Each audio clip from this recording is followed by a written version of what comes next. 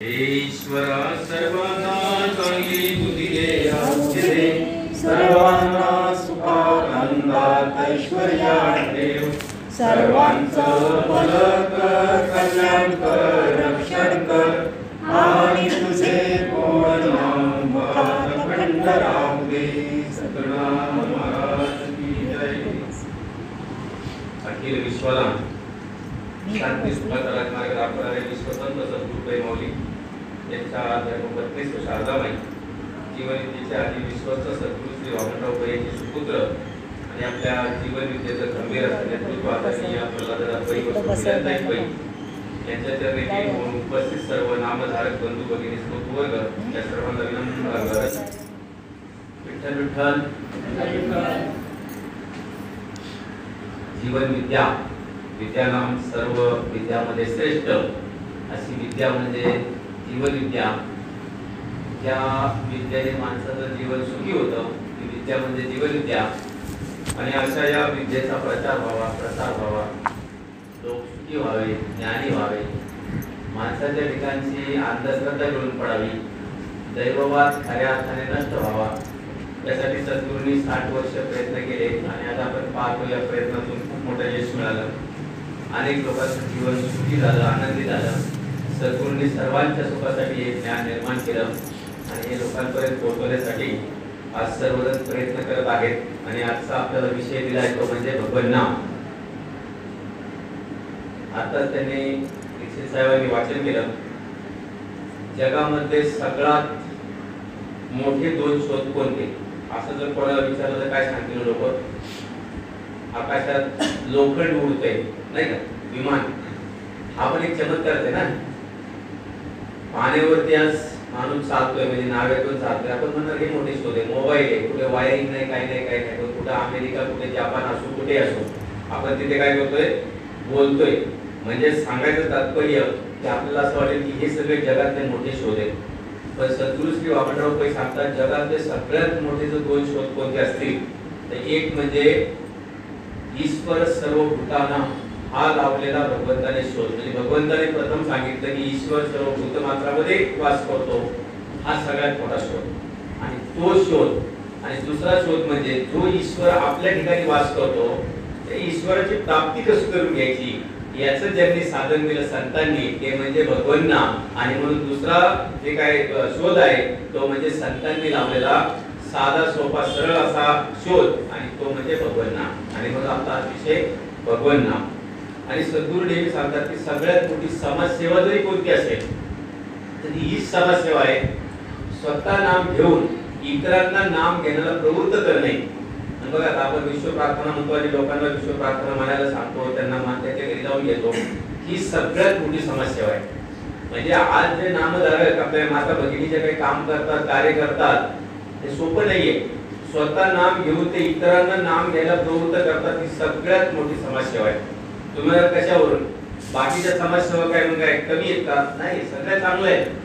अन्नदान चांगलं आहे, वस्त्रदान चांगलं आहे, ज्ञानदान चांगलं आहे, हे सर्व चांगलं आहे. परंतु याने काय होतं माहिती का, ते एकदा दिलं तरी परत परत द्यावं लागतं. पण भगवान नाम असं जर एखाद्याच्या मुखामध्ये आता त्यांनी वाचलं की सद्गुरूंनी एवढं भगवान नामाचं महत्व सांगितलेलं आहे, संतांनी पण सांगितलेलं आहे, म्हणजे आपल्याला त्याचे सगळे फायदे होत असतात. म्हणजे संसार सुखाचा होतो, आपलं मन स्थिर होतं, शारीरिक प्रकृती सुधारते, त्याचप्रमाणे आपल्याला अगणित पुण्याची प्राप्ती होते आणि प्रत्यक्षात भगवंताची म्हणजे ज्याच्यासाठी आपण जन्माला आलेलो आहोत त्याचं सुद्धा सार्थक हे भगवान नामाने होत असतं.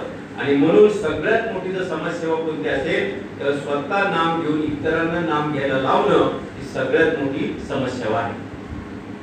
म्हणून सद्गुरू आपल्याला नेहमी सांगतात की आज जगातल्या प्रत्येक संतांनी म्हणजे तो कुठल्या धर्माचा असू द्या, काय असू द्या, प्रत्येक धर्मातल्या प्रत्येक संतांनी नामाचा महिमा गायलेला आहे आणि ते सातत्याने लोकांना नामस्मरण करण्यासाठी प्रवृत्त करत असतात.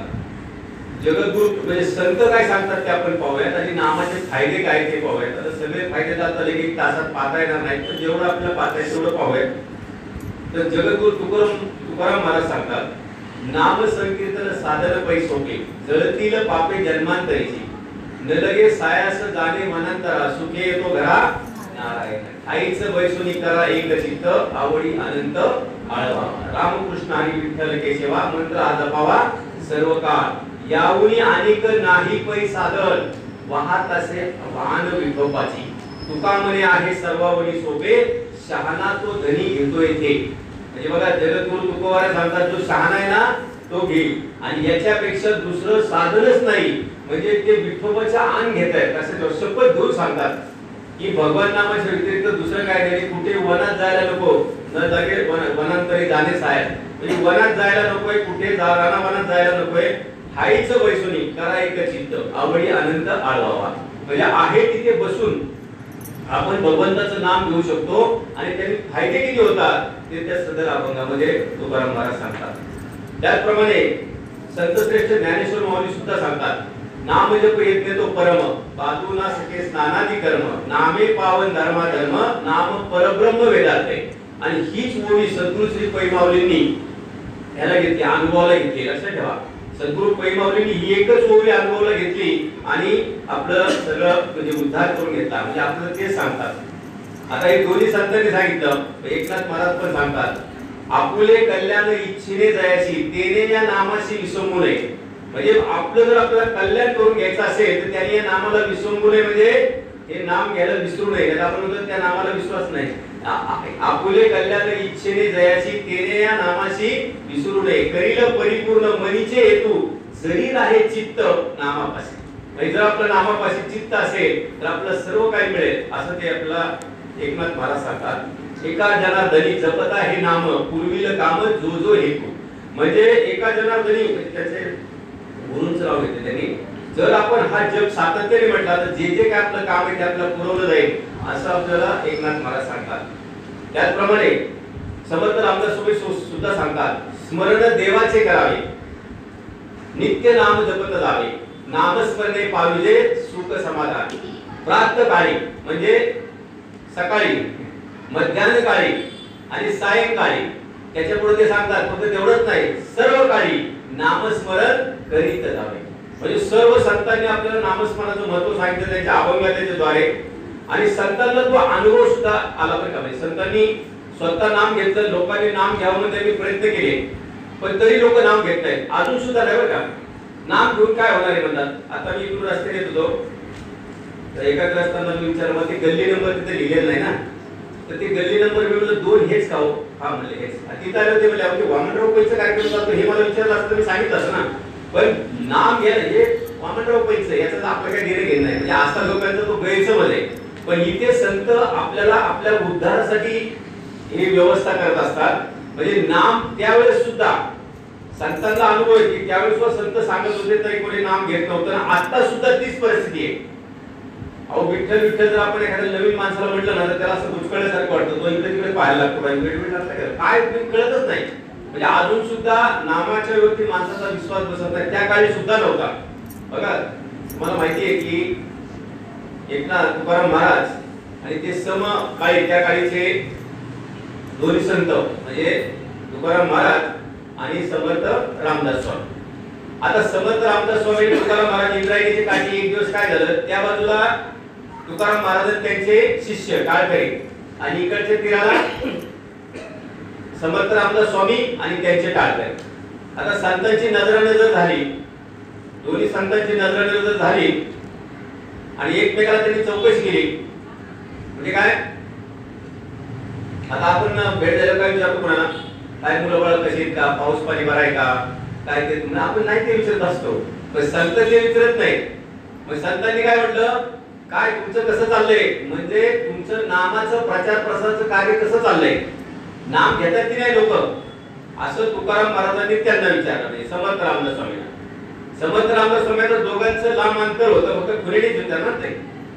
त्यांनी तिकडनं उत्तर दिलं बोम म्हणले बोम आहे आम्ही खूप प्रचार करतोय म्हणजे तरी कोणी नाम घेत नाही. आकार मी सांगे तुका नाम घेता राहू नका कुणी घेत नाही म्हणजे. आता तुकाराम महाराज वाटलं ही आपली परिस्थिती त्यांची काहीतरी बरी असेल मग त्यांनी तुम्ही विचारलं तुमचं कसं आहे ते म्हणजे तुमचं तेच आमचं आहे म्हणजे बोंब आहे म्हणजे कोणी घेत नाही म्हणजे नाम. म्हणजे हे संतांना आलेले अनुभव आहे. बघा त्यांनी नाम जपाचं पुस्तक लिहिलं ते म्हणजे रामकृष्ण कामत.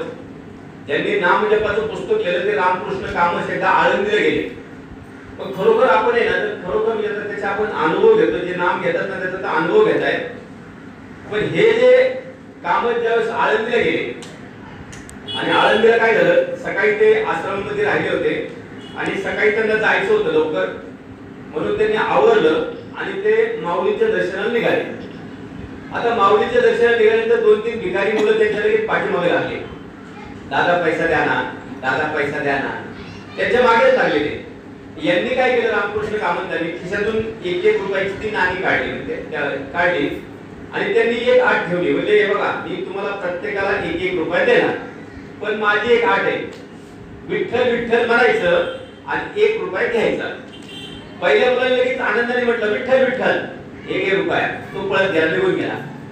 दुसऱ्याने म्हणलं विठ्ठल विठ्ठल, त्याला 1 रुपया दिला. ते मुलं जे होते ते सगळ्यांनी विठ्ठल विठ्ठल म्हणलं, 1-1 रुपया घेऊन गेला. पण एक मुलगी होती, ती काय विठ्ठल नाम विठ्ठल विठ्ठल म्हणायला तयार नाही. रामकृष्ण कामत पुढे निघाले, ती त्यांच्या मागे मागेच. ती म्हणजे अरे बाई, तू विठ्ठल विठ्ठल म्हण, तुला मी रुपया देतो, पण तुझी सगळे गेले का नाही साथीदार, तुला पण मी रुपया देतो, पण तू विठ्ठल विठ्ठल म्हण. 1 नाही 2 नाही, त्यांच्या मागे चलायचे, दादा पैसा द्या ना. आता या बाकीच्यांना मिळाले, मला बी मिळाला पाहिजे ही तिचं आशा होती. पण हे का देत नाहीत आणि त्यांना वाटतं ही का विठ्ठल विठ्ठल म्हणत नाही. अगदी फार मंदिरात जायची वेळ आली, म्हणजे माऊलींचं दर्शन घ्यायला मंदिरात प्रवेश करायचा, म्हणजे थांबले. त्या मुलीला म्हणले, बाई मी तुला एवढ्या वेळ झालं म्हणतोय, तू किती वेळ माझ्या मागे पाठीमागे आलेली आहेस, ती सगळी तुझी भावंड गेली, तू एकटी राहिली, तू विठ्ठल विठ्ठल का म्हणत नाही. विठ्ठल विठ्ठल म्हणाले तर मी तुला 1 रुपया देणार आहे, का म्हणत नाही तू. त्या मुलीने काय म्हणावं, मला लाज वाटते. ज्यावेळेस कामतांनी ते त्यांच्या ह्यात लिहिलेले, तर ते रामकृष्ण कामत म्हणले, भीक मागायला लाज वाटत नाही, पण विठ्ठल विठ्ठल नाम घ्यायला लाज वाटते. किती जन्माचं पाप असेल प्रचंड. म्हणजे सहस्र जन्मीचे या म्हणतात ना, की सहस्र जन्मीच्या पुण्यानंतर आपल्या एक वेळ जीवाग्री हरीचं नाम येईल. असेल जन्मजन्मीची पुण्य सामग्री तरीच येईल जीवाग्री एक वेळ त्या श्री हरीचे नाम, असं संत सांगतायत. या मुलीचं किती पाप असेल, ती रुपये मिळते तरी ती म्हणते मला विठ्ठल विठ्ठल मला लाज वाटते. याची ती शोकांती घ्या. हे संतांना आलेले अनुभव आहेत, लक्षात ठेवा. आणि नाम घेत नाही अजून सुद्धा तीच परिस्थिती, त्यात काय बदल झालेला असं काही नाहीये. सद्गुरू श्री वामनराव पै कित्येक वर्षापासून सांगतायत ना, प्रार्थना म्हणा किंवा हे म्हणा त्याचे फायदे घ्यायचे असतात. प्रार्थना म्हणा किंवा पूर्वी सद्गुरू नामस्मरण सांगायचे, म्हणजे विठ्ठल नामस्मरण, पण तरी सद्गुरूला तो अनुभव 40 वर्ष सद्गुरूंनी केवळ नामावरती प्रवचन केलं, म्हणजे हरिपाठावर प्रवचन केलं. सुरुवातीचा काळ जो होता ना, सद्गुरू फक्त हरिपाठावर बोलायचे, नंतर मग ते पुढे प्रपंचावरती बोलायला लागले. पण सगळ्यात तात्पर्य एकनाथ तुकाराम महाराजांचं अजून एक उदाहरण आहे. आता आपल्याला पुढे व्हायचंय की नामाचे फायदे काय, पण संतांना आले अनुभव ते पाहण्याकडे भगवत नामाचा त्यांनी एवढा प्रचार केला तरी त्यांना यश मिळालं नाही. काय होत नाही, काय माणसाचं मन एवढं अधोगतीला धावतंय, एवढं अधोगतीला धावतंय की ते फक्त भौतिक सुखामध्ये अडकले. पण भौतिक सुखाने आपण पूर्ण सुखी होऊ शकत नाही, समाधानी होऊ शकत नाही, हे मनाला कळत नाही. आणि म्हणून संत प्रचार करायचा थांबवत कधीही नाही, कधी थांबवत नाही. म्हणजे एकदा तुम्हाला माहिती आहे, तुकाराम महाराज एकदा तिथे नवीन मंडळी आहेत, तुकाराम महाराज एकदा काय आले, आपल्याचे उन्हाळ्याचे दिवस, आता जून लागलाय, मे महिन्याचे दिवस, आणि ते बाहेर गोष्टीवरती असे बसले होते आणि त्याच्या समोर एक घराचं बांधकाम चालू होतं. तुकाराम महाराजांना वाटत ते 10 लोक मजुरी करत होते, भर उन्हामध्ये ते काम करत होते. तुकाराम महाराजांना दया आली, संतांचं हृदय थोडासा कळवळा आला, एवढ्या उन्हामध्ये घामाघूम झाले, काम करतायत. मग थोड्या वेळ त्या 10 लोकांना इकडे बोलवलं, म्हणजे या इकडे. म्हणजे किती वेळ काम करता, म्हणजे महाराज 8 तास काम करतो. किती मजुरी मिळते, म्हणजे 50 पैसे मिळते. मग म्हणजे माझं एक काम करताल का, म्हणजे सांगा की महाराज, मी तुम्हाला रुपये मजूर देतो आणि 4 तासाचं काम करायचं. म्हणजे तिकडे 8 तास काम, 50 पैसे दाम, इकडे 1 रुपया दाम, 4 तास काम.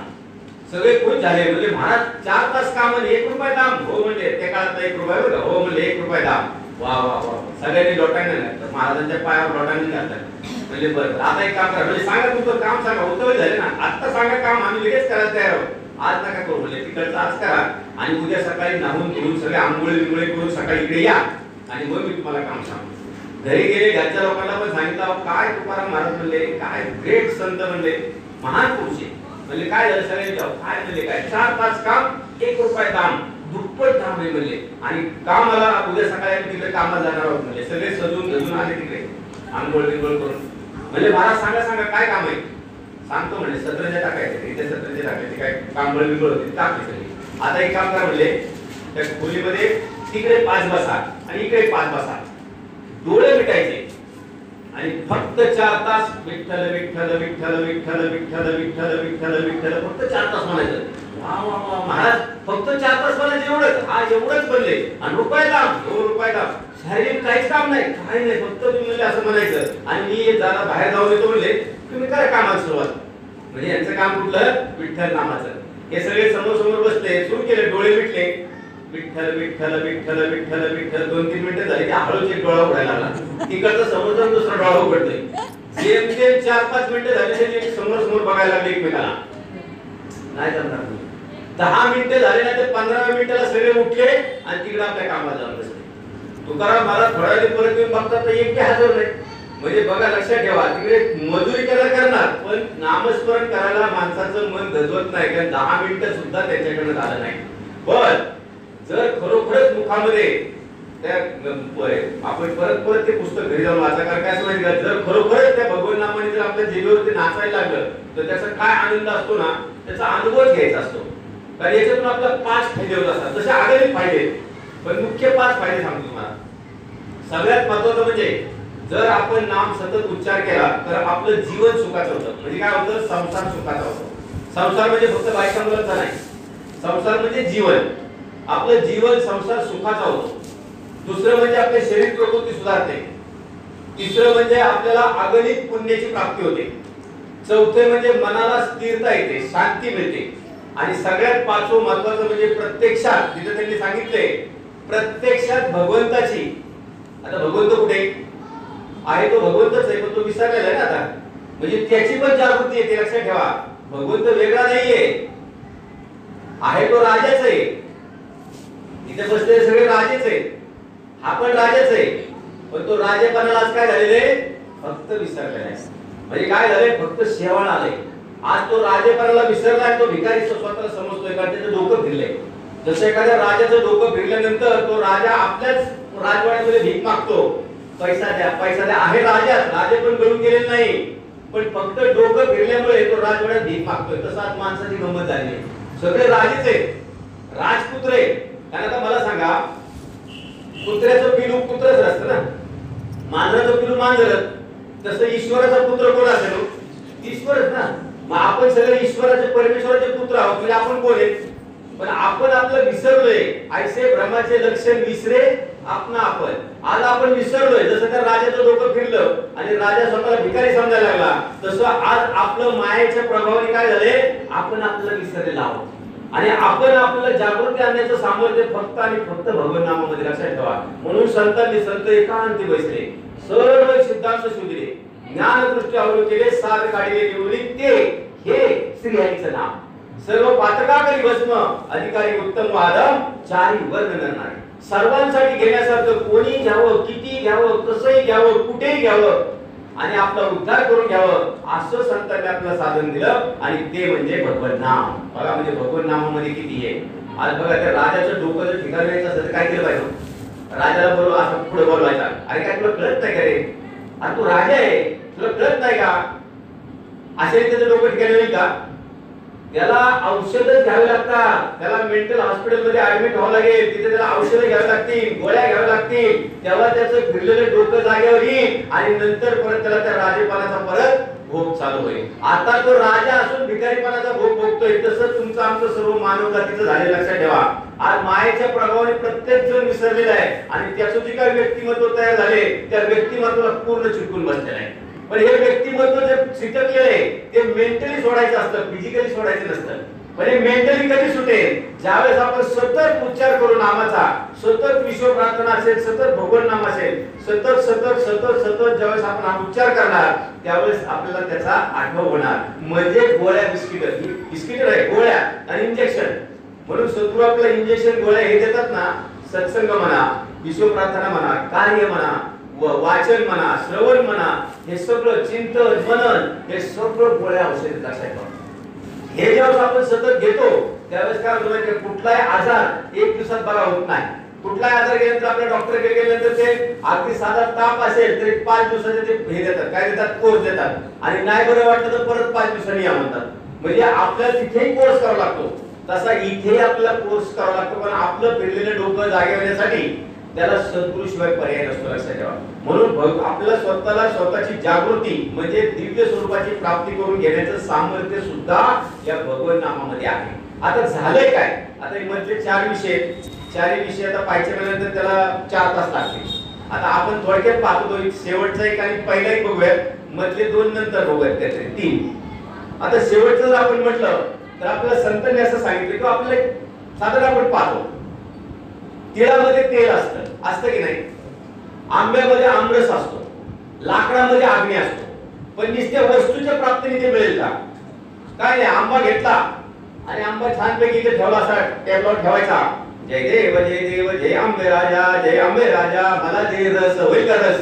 किंवा आंबा सोडून जाईल पण रस काय मिळणार? आणि तिळाची तुम्ही किती पूजा केली, किती अर्चा केली, किती जपताप केले, तिळातून तेल मिळणार नाही. अग्नी लाकडात आहे तसा तो मिळणार नाही. मग त्याच्यासाठी जशी प्रोसेस असते, तिळातून जर तेल काढायचं असेल तर तिळाला रगडावं लागतं. अग्नी जर लाकडातून अग्नी प्रगट करायचा असेल तर त्या लाकडाला घर्षण करावं लागतं. आणि आंब्यातून जर आपला आमरस पाहिजे असेल तर त्याच्यासाठी आपल्याला तो आंबा पिळावा लागतो. तसं आपल्या ठिकाणी हा जो प्रभूचा प्रसाद मिळायला पाहिजे असेल तर आपल्याला सुद्धा त्या ठिकाणी तो प्रोसेसच करावी लागते. आणि म्हणून सातत्याने नामजप, सातत्याने नामस्मरण, सातत्याने विश्व प्रार्थना, त्यामध्ये ते पिळणे, लक्षात ठेवा, त्या दयागर भगवंताला पिळणे, त्याच्याशिवाय प्रेम रस आपल्याला मिळणार नाही. हा जो प्रेम रस जर आपल्याला पाहिजे असेल तर ऑटोमॅटिक काही मिळत नाही, लक्षात ठेवा. ऑटोमॅटिक ना इंजिनियर होतोय, ऑटोमॅटिक ना डॉक्टर होतोय, ऑटोमॅटिक काहीच होत नाही. साधं अगदी कुठली, मला तर स्कूटर शिकायची किंवा रिक्षा चालवायला शिकायची, ऑटोमॅटिक मी फक्त गेलो म्हटलं मला रिक्षा चालवायला नाही चालवता येणार, मला ते प्रशिक्षणच घ्यावं लागेल. तसं इथे सुद्धा प्रत्येक गोष्टीला आपल्याला प्रशिक्षण घ्यावं लागतं. कारण आपल्याच ठिकाणी फक्त त्या आपल्या ठिकाणचा आपला अनुभव कसा घ्यायचा याच्यासाठीचं सुंदर भाषण संत सांगतात, ते म्हणजे भगवत नाम. या भगवत नामानेच आपल्याला आपल्या ठिकाणचा अनुभव येऊ शकतो. काय झालं माहिती का, गावाकडे ना आता चुली गेल्या, आता लाकडं नाही मिळत ना, आणि चुलीने धूर पण होतो, प्रदूषण होतं ना. पण पूर्वीचा असा काळ होता, आठवत तुम्ही, आता आपण सगळेजण पूर्वीच्या काळातच आहोत, तरुण खूप कमी आहेत, त्यांना अजून माहित नसेल, पण आपण जुने लोकांनी आठवा, गावाला चूल असते आणि शेतामध्ये काय असतं माहिती का, सकाळी ती भगिनी उठते, सगळ्यांच्या आंघोळीचं पाणी बिनी दिलं, त्यांना नाश्ता पाणी दिला की ती लोक काय करतात, शेतात कामाला जातात, पुरुष मंडळी. आणि घरातली ती करती एखादी बाई असते, ती काय करते, सगळ्यांचा स्वयंपाक बनवते आणि नंतर ती त्यांच्यासाठी दुपारचा स्वयंपाक घेऊन जाते आणि त्यांच्याबरोबर परत काम करून ती संध्याकाळी परत येत असते स्वयंपाक करण्यासाठी. पण ही भगिनी काय करते, ज्यावेळेस ती सकाळी स्वयंपाक करते त्यावेळेस कसं आहे, असे मोठमोठे लाकडं असतात. अजून मी कोकणात मी गेल्यानंतर पाहतो ते कधी असे मोठमोठे लाकडं त्या चुलीला लावलेले असतात. ती काय करते, स्वयंपाक करते आणि नंतर स्वयंपाक झाल्यानंतर ती लाकडं विझवत नाही, ती तशी ठेवून देते. थोड्या वेळ त्या लाकडातून धूर निघतो बघा, आणि थोडा वेळ धूर निघतो आणि नंतर त्या लाकडावरती काय होतं, हे चढते, काय काजळी येते ना ती पांढरी, आणि ते लाकूड तसंच राहतं. म्हणजे जाते आपल्या गावात, शेतात जाते, सगळ्यांना ते जेवण खाऊ घालते, त्यांच्यावर काम करते. 5 वाजता ती परत संध्याकाळचा स्वयंपाक करण्यासाठी ती परत मागे येते. आणि आल्यानंतर ती काय करते, काळी पिढी शोधत नाही, तिला माहिती असतं, लक्षात ठेवा, ती काळी पिढी शोधत बसत नाही की बाई काळी पिढी कुठे कुठे काय नाही, वाक्य शोधणार नाही काळी पिढी. ती काय करते, फक्त फुंकणी घेते, फुंकणी, आणि फुंकणीने फूक फूक फूक केलं की वरची ती राखुंडी असते ना पांढरी, ती बाजूला होते आणि आतमध्ये काय दिसतो, अंगार. आणि त्या अंगारावरती थोडी फुंकणी मारली की लगेच अग्नी प्रज्वली, लगेच संध्याकाळच्या स्वयंपाकाला तयार. तसं आपल्या ठिकाणी झालेलं, लक्षात ठेवा. फक्त काय माहिती का, काजळी आली. आणि कशाची काजळी आली हो, फक्त अहंकाराची, मी आणि माझं, मी पणाची काजळी आलेली. कारण माझं असं काय व्यक्तिमत्व तयार झालंय, मी रमेश वाळूच, मी असा, मी तसा, मी ह्याव, मी त्याव, मग त्याच्यावर सगळं आलं. मग सगळं ही सगळी काजळी, लक्षात ठेवा, काजळी. वस्तुस्थिती मुळात तसं नाहीच आहे.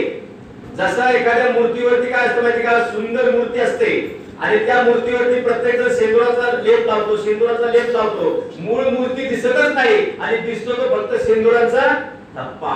पण ज्यावेळेस कधी काही काय त्या मूर्तीवरचा ते लेप काढतात ना, त्यावेळेस त्या मूर्तीचं सुंदर असं आपलं दर्शन होतं. तसं या मूर्तीचं झालेलं, लक्षात ठेवा, हे धप्पे पडले दिसते. असे जे या संस्काराचे धप्पे पडलेले आणि हे धप्पे कधी निघतात ज्यावेळेस आपण सतत भगवान नाम घेतो. मी जीवायचा संकल्प, मी जीवायचा संकल्प करिता गेले कल्प, म्हणजे युग गेली, कल्प म्हणजे युग, प्राणी झाला अल्प देहबुद्धीचा, म्हणून इतके सर्वांचे मूळ ती कल्पनाचे केवळ हिचे केले निर्मूलन ब्रह्मप्राप्ती, म्हणजे हिचं निर्मूलन केल्याशिवाय ब्रह्मप्राप्ती होत नाही असं समर्थ रामदास स्वामी सांगतात. लक्षात ठेवा. आणि म्हणून आपल्या ठिकाणी हे जे काय हे आले शेवाळ आलेले पाण्यावरती, चक्रपाणी आहे पण फक्त त्या चक्रपाणीवरती शेवाळ आले, म्हणजे तुम्ही आम्ही लहान नाही. लक्षात ठेवा. पै महाराज मिळले म्हणजे इथे प्रवचन करायला किंवा तुम्ही बोलायला येऊन बोलत नाही, वस्तू सांगतो. पै महाराज मिळले म्हणजे आता इथे सगळे जुने जण ते अभ्यास मंडळी काही जन्माची पुण्य आहे. लक्षात ठेवा. आत्मसाक्षात्कारी संत मिळले म्हणजे काही जन्माची आपली पुण्य आहे, तेव्हा आपला आत्मसाक्षात्कारी संत मिळले. बरं संत मिळून डॉक्टर मिळाले, पण डॉक्टरांनी सांगितलं जर आपण समजा औषध नाही घेतली, इलाज नाही केला तर डॉक्टर काय करतील? आड्याला बांधून औषध ठेवली तर काय होऊ शकत नाही. तसं ते औषध घेणं अत्यंत गरजेचं आहे. म्हणून आपल्यावरची काय राखुंडी जमा झाली त्याच्यावर फुंकणी मारायचं, आता भगवान नामाची फुंकणी सारखी मारायची राहायची, म्हणजे ऑटोमॅटिक काय होणार? तुंबळ जाणार. आणि आता बघा पूर्वीचे आता लोक सांगतात, नामधारकांच्या बाबतीत सांगतो, आता पूर्वीचे जे नामधारक होते त्याच्यामध्ये मी पण कोण म्हणतो मी खूप रागीट होतो बरं का, कोण म्हणतो मी बायकोला मारायचो. आता हे काय पुरुषार्थ नाही, पण कोण बायकोला मारायची, कोण दारू प्यायचे, कोण रागीट होते, कोण काय म्हणजे झगडा पाणी, कोण गुंडाच्या टोळीमध्ये, कोण व्यसनामध्ये, तर कोण अंधश्रद्धेमध्ये. पण आता काय सांगतात? माझं अंधश्रद्धा करून पडली, माझं व्यसन म्हणून पडलं, मी आता बायकोला मानाची वागणूक देतो, मी आता राग येत नाही. हे कशाचं होतंय का? हे फुंकणीचं होतं काही. लक्षात ठेवा. फुंकणी मारतोय तो सारखी, त्याच्यामुळे त्याच्या मनामध्ये आणि कुठे होत असतो हे सगळं? फक्त मनामध्ये परिवर्तन होतं, बाकी काही होत नसतं. लक्षात ठेवा. मनाचं रूपांतर काय म्हणजे का उन्मनीत होत असतं.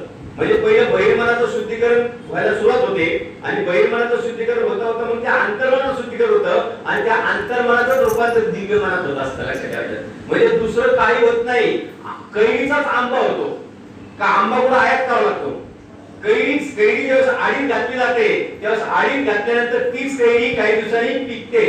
कैरी हिरवी असते, पण तीच कैरी ज्यावेळेस आपण आडीत घालतो त्यावेळेस काही दिवसांनी पिवळी होते आणि घरामध्ये सुगंध यायला लागतो. कशाचा?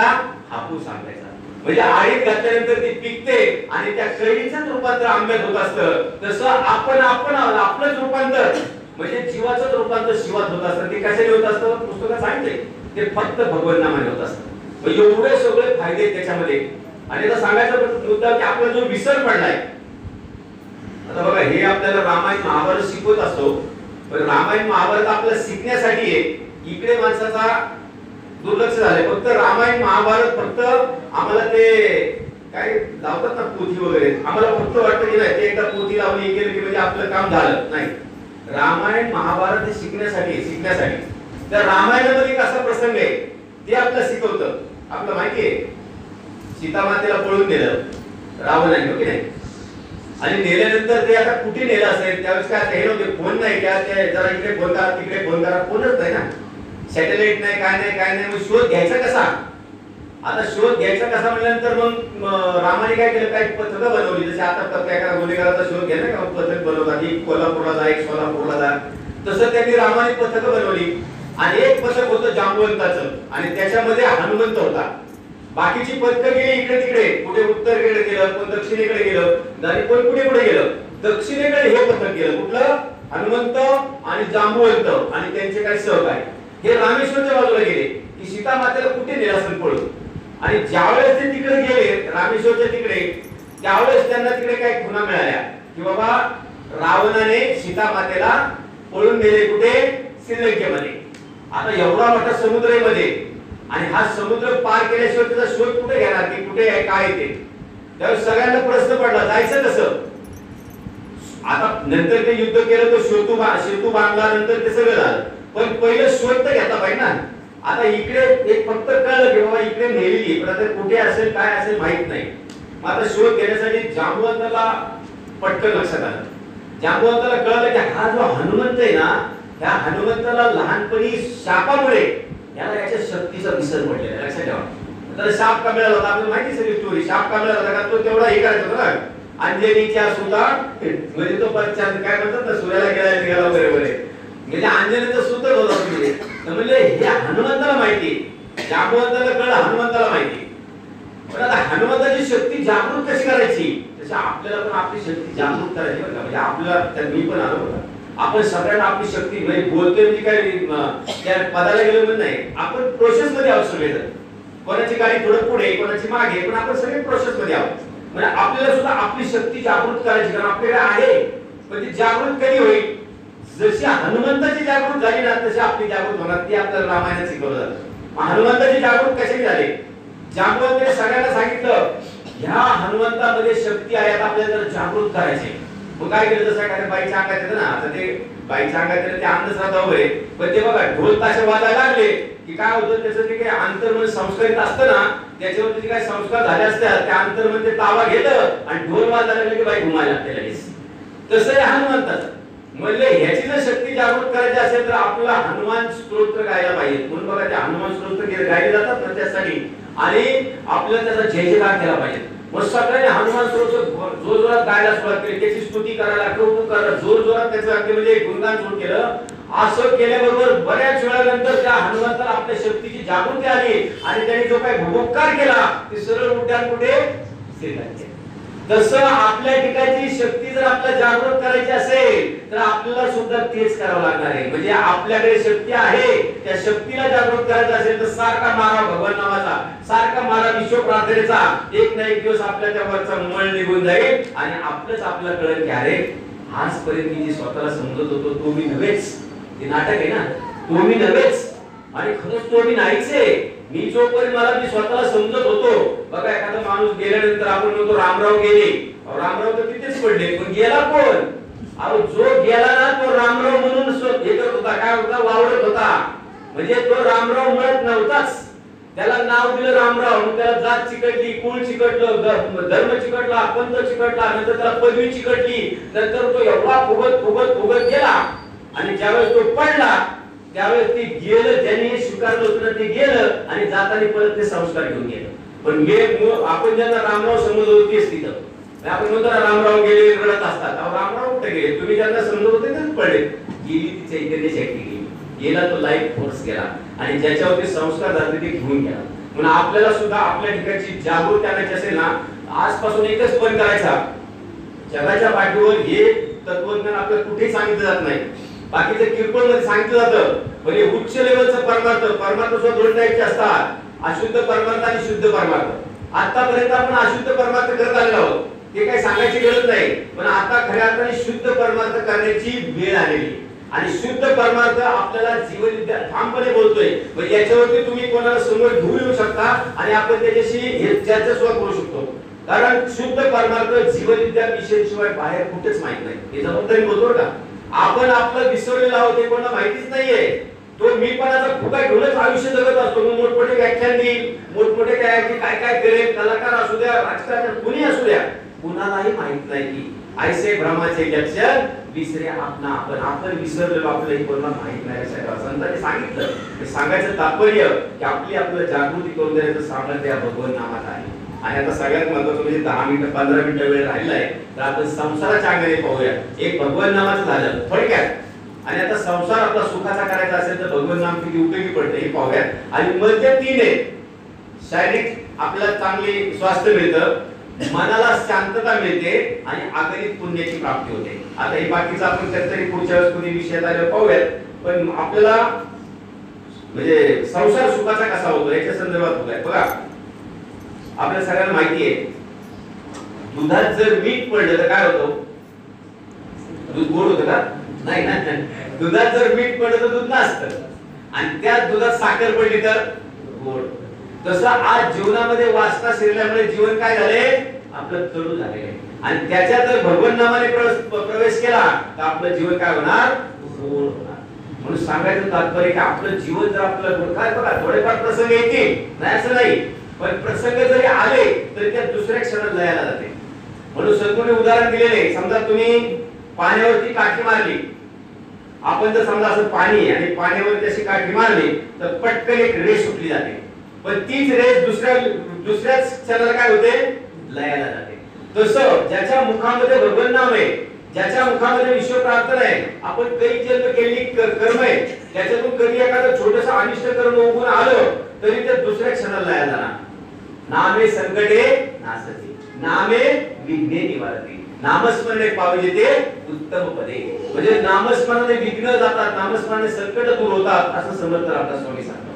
म्हणजे क्षणभर दिसेल पण दुसऱ्या क्षणाला लयाला जात असेल. पण काय होतं माहिती का, सर्वसामान्य माणसाचं आणि संतांचं एक वेगळं आहे. आज संतांच्या जीवनामध्ये सुद्धा दुःख येतात, पण संतांचे दुःख येतात ते कसे असतात माहिती का, त्या पाण्याच्या रेषेसारखे असतात, क्षणात लयाला जातात. आणि सर्वसामान्य माणसाचं जे दुःख असतं ते चरत चरत जातं.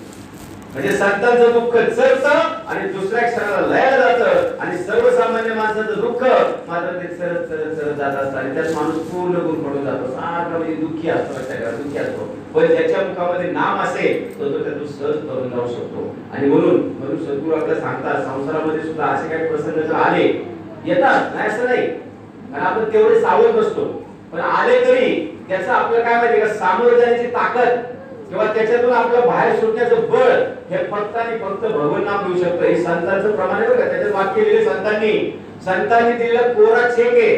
म्हणजे इथं काय म्हणजे संत बोलतात म्हणजे सोम्या गोम्या नाही सांगत ना, आणि संत आहेत ते भगवंत आहे. ते भगवंताच्या कोणाला म्हणतात संत, जो जाणी जे भगवंत तया बोली जे संत.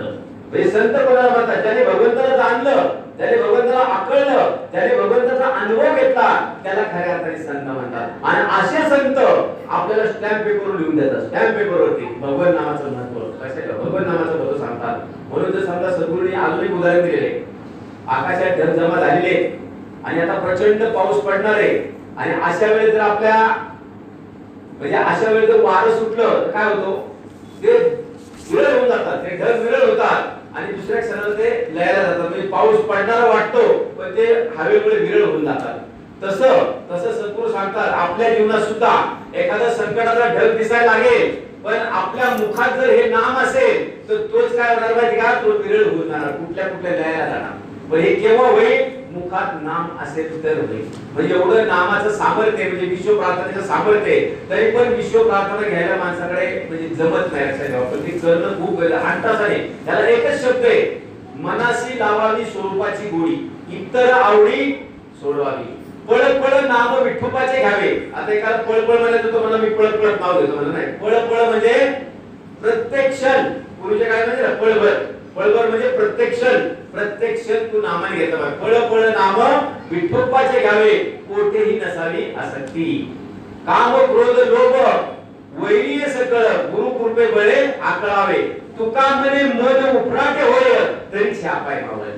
तुकाराम महाराज सांगतात, मन जोपर्यंत उफराट होत नाही.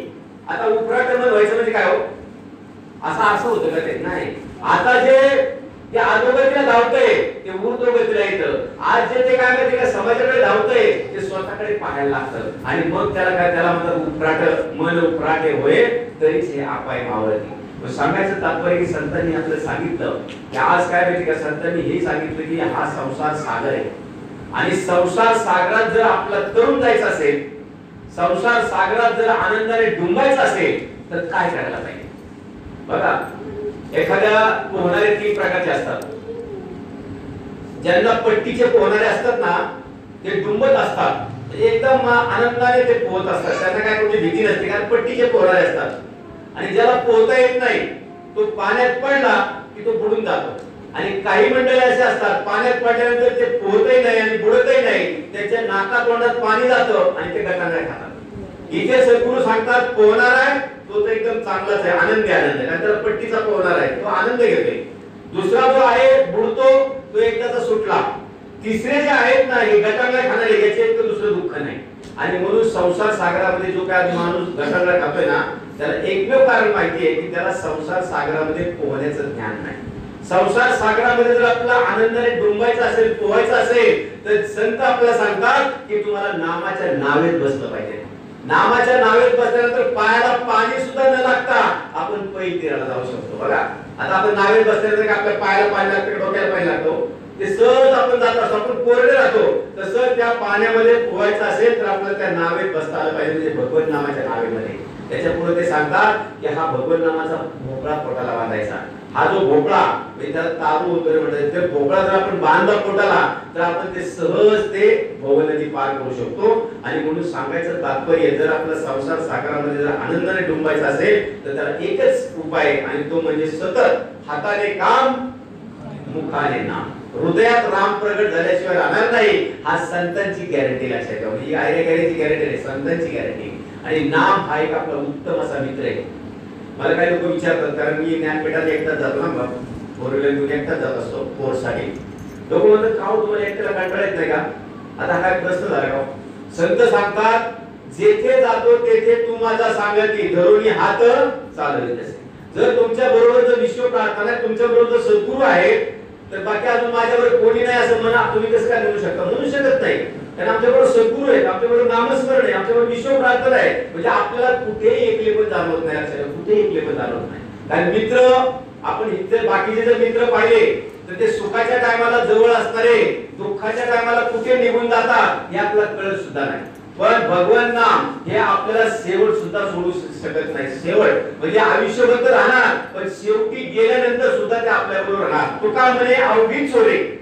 कोण सांगतात हे? तुकाराम महाराज. तुका म्हणे अवघी चोरे हरिनाम एक सोयरे. म्हणजे बाकी सगळे चोर आहेत म्हणले.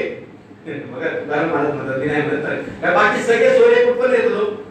तिथपर्यंत. उलटी काय थोडं उशीर झाला, अहो घ्या बॉडी लवकर, घ्या लवकर, काय काय असं तसं आम्हाला काम आहे, आम्हाला जायचंय.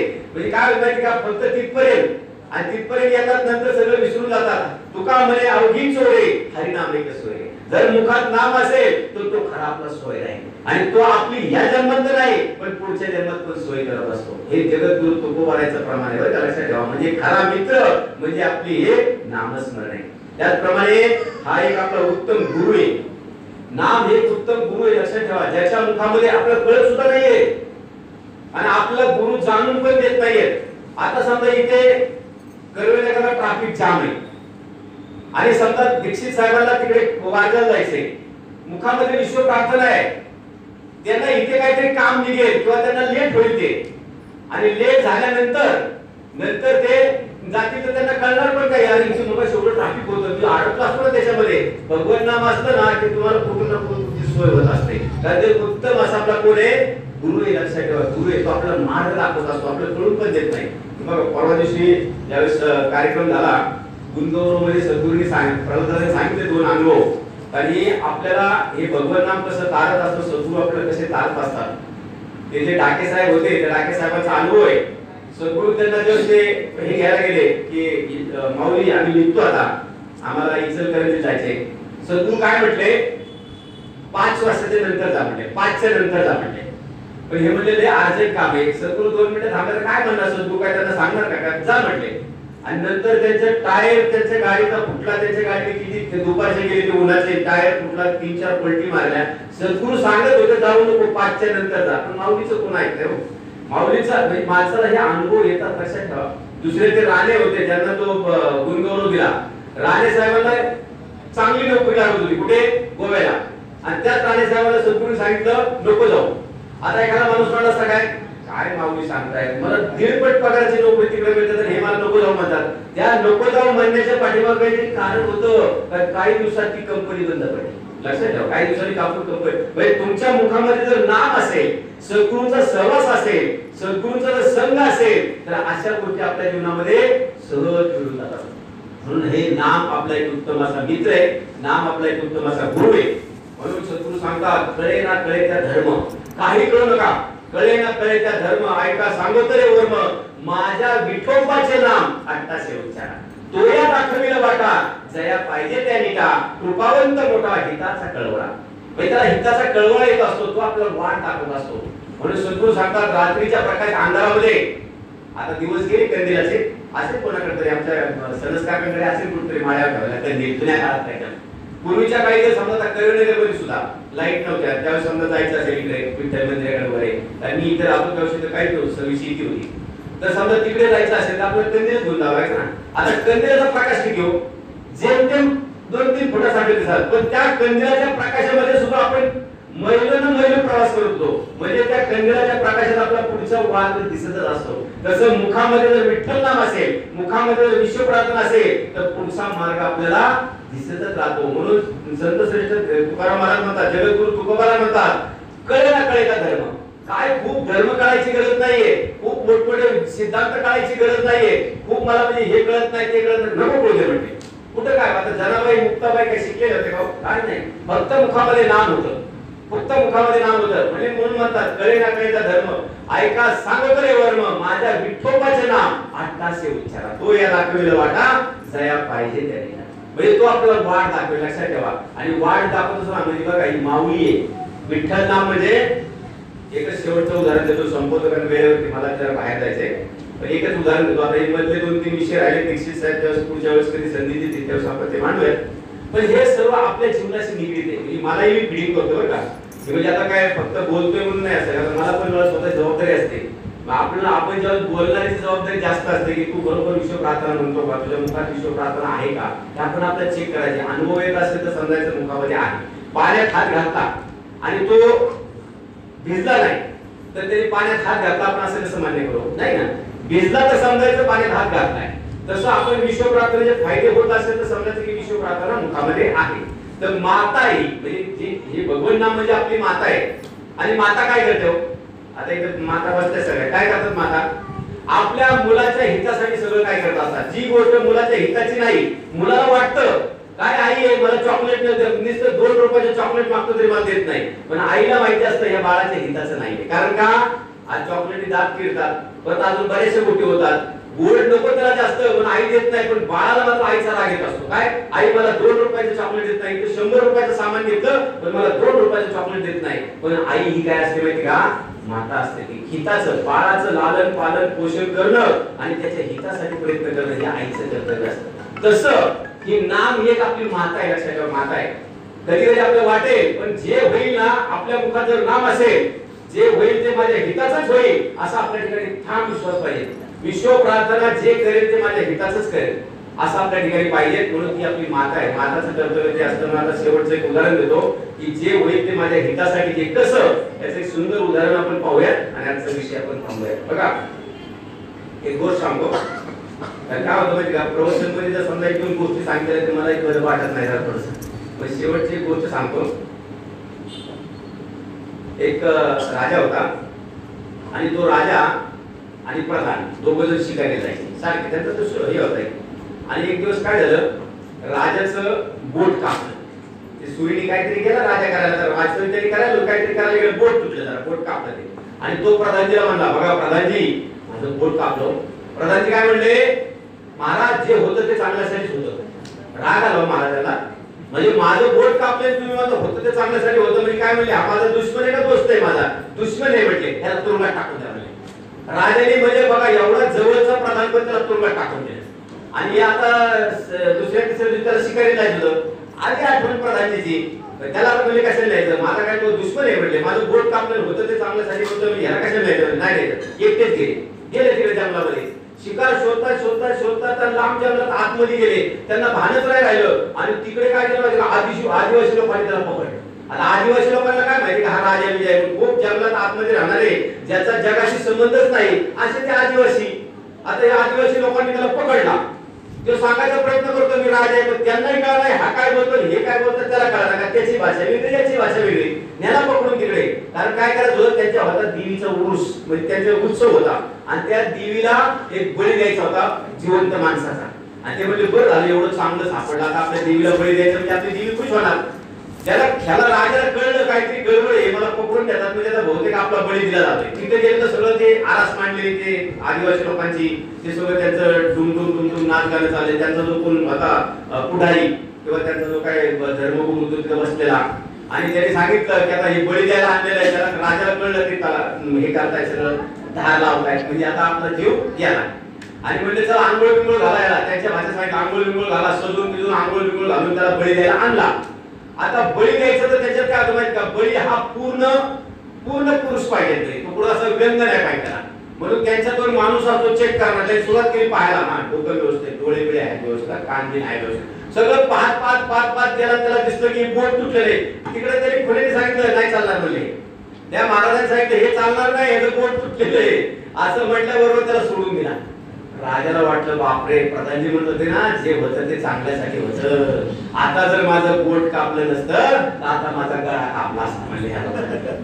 गेले, राजा गेला, गेल्याबरोबर पहिला राजवाड्यात गेला, म्हणले त्या शिपायांना सांगितलं त्या प्रधानजीला सन्मानाने सोडवा आणि दरबारात घेऊन या. दरबारात घेऊन आले प्रधानजीला. प्रधानजी म्हणले राजा असो सुद्धा मी माफी मागतो म्हणले, खरं तुम्ही म्हणला ना जे होतं ते चांगल्यासाठी होतं, कारण माझं बोट कापलं होतं, आता ते बोट कापलं नसतं तर त्या लोकांनी माझा बळी दिला असता, मी राजा म्हणून तुम्हाला दिसलो सुद्धा नसतो म्हणले. म्हणून माझं म्हणले तुम्ही जे काय बोलला ते खरे, मी माफी मागतो, तुम्हाला सोडलं. पण म्हणजे मला हे कळत नाही, होतं ते चांगल्यासाठी होतं असं तुम्ही म्हणताय, मग मी तुम्हाला तुरुंगात टाकलं, मग तुमच्या बाबतीत असं कसं काय होतं ते चांगल्यासाठी होतं? प्रधानजी हसल्यावर म्हणले महाराज हे बी बरोबर आहे, तुम्ही मला तुरुंगात टाकलं का बरं? अहो म्हणले दोघं जण आपण शिकारीला जात असतो ना, आता तुमचं बोट कापलं तुम्हाला सोडलं, मला धरून कापलं असतं ना म्हणले.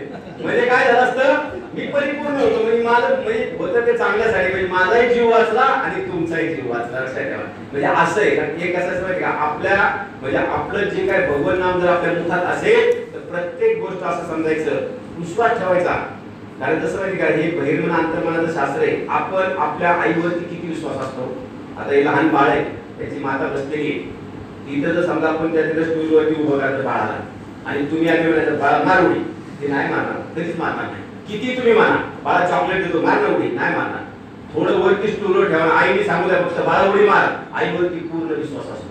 ते उडी मारणार म्हणजे मारणार का, त्याला माहिती आहे आई मला झेलणार, आई मला पडून देणार. नकळत त्याच्या ठिकाणी भावना असते, नकळत त्याच्या ठिकाणी उर्मी असते की नाही माझी आई माझं फायदाच करणार, माझी आई मला सांभाळणार, माझी आई मला माझ्या पडून देणार नाही, ही त्याच्या ठिकाणी भावना असते. तसं आपण एकच लक्षात ठेवायचं की ही विश्व प्रार्थना हे भगवान नाम मला 100% करणार होईल, ते माझ्या हिताचंच होईल ते माझ्या हिताचंच करणार. ही नाम म्हणजे माता आहे आणि माता ही सतत बाळाचं भल्याचाच विचार करत असते.